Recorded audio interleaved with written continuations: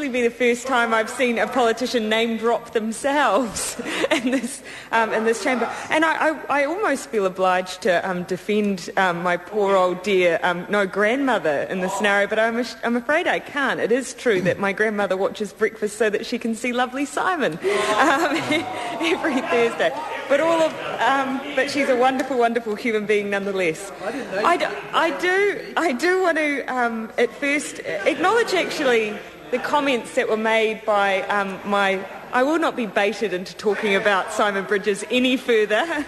I want to acknowledge the comments that were made by Keith Locke. Actually, I thought a really interesting discussion around issues around risk. And it is something I have a bit of a personal interest in the consequences of when we as a society do not tolerate certain levels of risk, and then secondary to that also certain levels of accountability. I think that's what actually gives rise to an increase in bureaucracy and an increase in a litigious society. So I do think the role of risk and our tolerance for it, but also the really important role of accountability. Those are the real causes when they're lacking of bureaucracy. But that's a whole different issue. And here today we are discussing, of course, the final stage of the Private Security Personnel and Private Investigators Bill.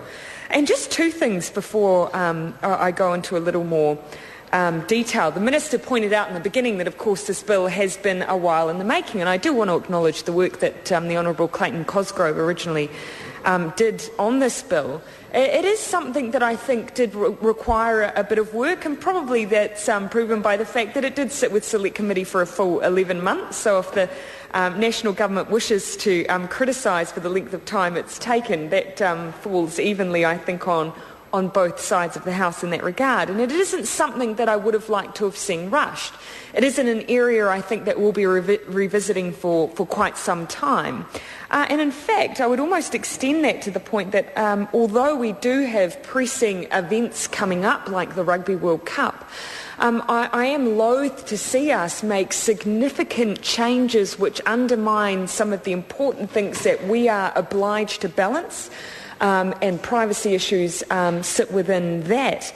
I do believe that in rushing through this bill, we have compromised that through our approach to Clause 66, which David Parker has already spoken about. And I'll spend a little more time on that. I did note that the Minister also said that the industry today at one of their conferences, they greeted this legislation warmly. I think I can understand that, because originally as it was introduced, it was much more prohibitive than the current bill that we have before us now.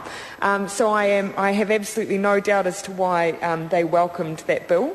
And I do worry that actually we are still leaving a bit too much open in the final drafting of the Code of Conduct.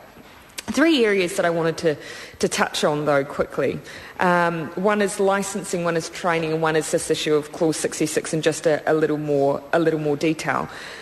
Labor stated from the outset that we did understand that the clause 66, which we've talked about in some detail, did restrict the ability of private investigators to take photographs or make recordings of subjects without those individuals' permission, and we did accept that perhaps that was going a bit too far and was probably prohibiting those investigators in the job that they were doing, but we did not accept that it was simply adequate to delete that provision altogether, and our preference was to err on the side of caution. Particularly given, as we've stated time and time again, the Law Commission is looking at a piece of work which does touch on this area.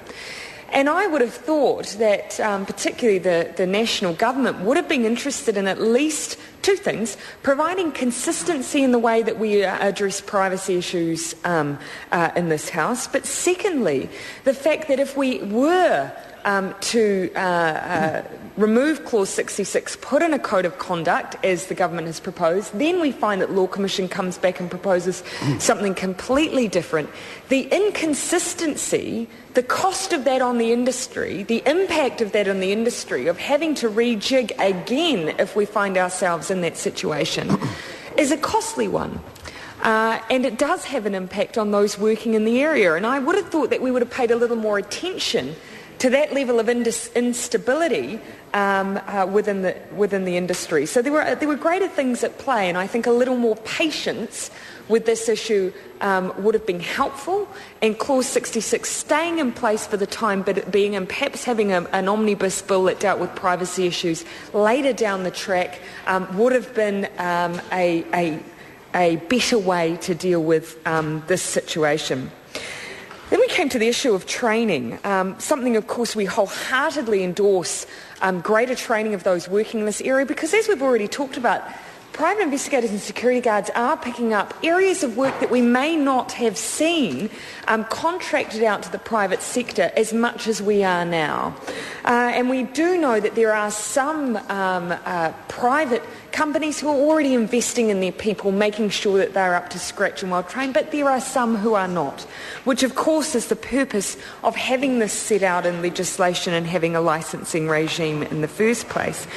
But we are still particularly supportive of Clause 56C, because of course that gives a level of discretion to the licensing authority to give someone a licence even if they should technically be disqualified. Now, the reason that I think this is particularly important is we do have people who will have been operating in this area for a significant number of years, who have proven themselves to be worthy members of that industry, who have done the job well, who may very well have something in their past which may have precluded them from entering into this industry were they to do it today. So I do think that it's, I'm not going to go into individual examples in this particular case, but if only to say that I do believe in the principles of clean slate, something which some other members of this House have been slightly inconsistent on. So I do think that that's an important clause, and something that I hope is used wisely, that discretion is used wisely. I also wanted to quickly touch on the licensing issue. We are talking about probably a doubling of the number of people who will need to come under this licensing regime, because it will extend the number of people that we will require to be licensed under the new Act. But there is a balance in this as well. As a previous member of the Regulations Review Committee, I do see from time to time the costs that those who are working in licensed industries incur through relicensing and the frequency of that. So I do think that the efforts to keep costs down for those working in the sector by only requiring relicensing every 5 years rather than every year is a good thing. One quick thing I just want to touch on. We know that the Rugby World Cup was the reason why the Minister put through his SOP, which brought the commencement date of the bill from 1 December to 1 April 2011. But I am interested that also the Minister has given himself some extra discretionary powers to exempt the power to recommend an exemption to certification if the Minister is satisfied that the benefit to be gained by requiring people to hold certificates is outweighed by the public interest in ensuring there are sufficient private security personnel to work at a major event. Now, it's quite obvious why that provision is there, but because it's so obvious, I wouldn't have minded seeing that provision with a sunset clause attached to it, or time limited, because I don't think it's something that we should necessarily want to see used too often. I think by and large we would want to see that those who are technically covered within the criteria of needing to be licensed should be, because they are then captured by a number of other provisions around training, around penalties if they're not fulfilling the requirements of the legislation. So I would have liked to see a time limit on that. Also, Clause 113C, which provide a transition period for people who are in business. I think it was right that we had a transition period, but instead of it being set for 1 June 2011, it's now going to be appointed by Order in Council. I think where possible, it's good practice if this House avoids allowing these things to be open-handed and actually takes a leadership role and sets down these dates. That's something I would have liked to have seen also. But all in all, a good piece of legislation, bar our ongoing dispute over Clause 66. I look forward to ultimately seeing the recommendations of the law.